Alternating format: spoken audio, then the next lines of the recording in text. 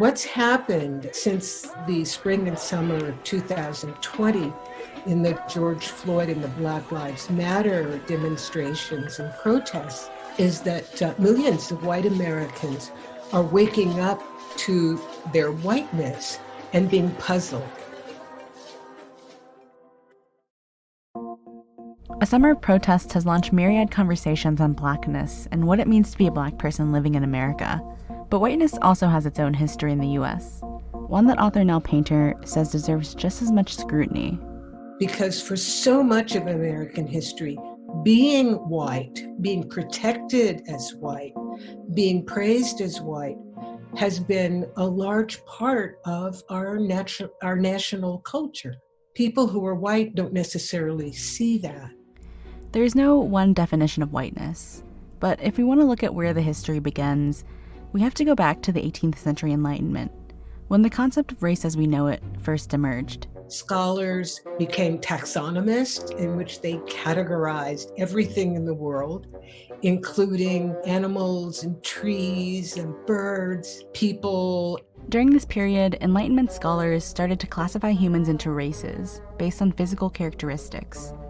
One of the most prominent classifications came from a German physician named Johann Friedrich Blumenbach, who based his taxonomy on the dimensions of human skulls and ordered them into a hierarchy according to his aesthetic preferences. So for him, there were 5 varieties of mankind. He realized, on the one hand, that there were no clear lines, that there were intermediate populations throughout, but at the same time, he made a categorization in which there were clear lines. In the middle was his most beautiful skull, the one of a Georgian woman native to the South Caucasus, who later inspired the label Caucasian. On either side were the Native American and the Malayan, and on the very ends were the African and the Asian, skulls Blumenbach considered the most ugly. So Blumenbach's book, which became one of the foundations of physical anthropology, is full of contradictory statements. When I was writing the history of white people, my editor wanted me to speak of pseudoscience when I talked about race, but it wasn't pseudoscience, it was impeccable science of its time. Blumenbach was a real professor at a real university, a very prestigious university, a very prestigious scientist, but that science has not stood the test of time. Through the 19th and 20th centuries, definitions of whiteness continued to change, though there's never been an agreement on how many races exist or how that's defined. So, for instance, in Boston, the presence of the Irish in the 19th century, poor Irish, they would have been considered a race. There were many white races, according to science of the 19th century. It wasn't until the 1940s that the idea of one unified white race emerged, after the Nazis declared Jews a separate race from Aryans. The anti-Semitism of Nazi Germany really shook up many Americans because it was like what many Americans thought. Henry Ford, for instance, was a big anti-Semite.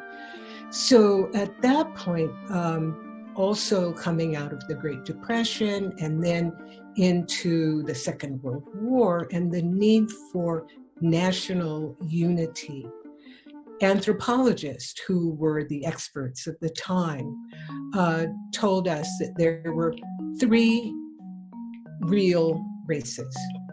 They were Caucasoid, Mongoloid, and Negroid, in that order. And within those groups, everybody was the same.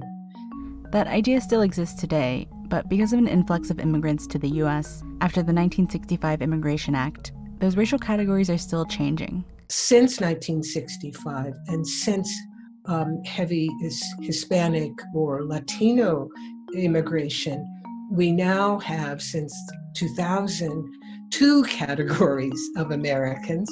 One is racial, so you're Black, white, and then the other races are actually places, like Asian. And then we have ethnicity. So you are or you aren't Hispanic or Latino. So you have 2 choices now. Those categories are changing even now. in the aftermath of the George Floyd protests. The two sides that I saw in how white Americans think about their race is, on one side, not really having a racial identity, being an individual. And then on the other side, having a strong racial identity, which is a superior white race. And that would be white nationalists, white supremacists, which the vast majority of white Americans didn't want to be associated with. So what I see changing now, there's a big space for people who are understanding that they are raised as white people and aren't quite sure what it means and are learning about it. So we're entering a new phase of American whiteness.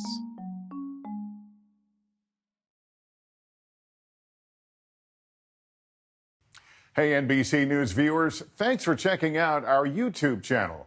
Subscribe by clicking on that button down here and click on any of the videos over here to watch the latest interviews, show highlights, and digital exclusives. Thanks for watching.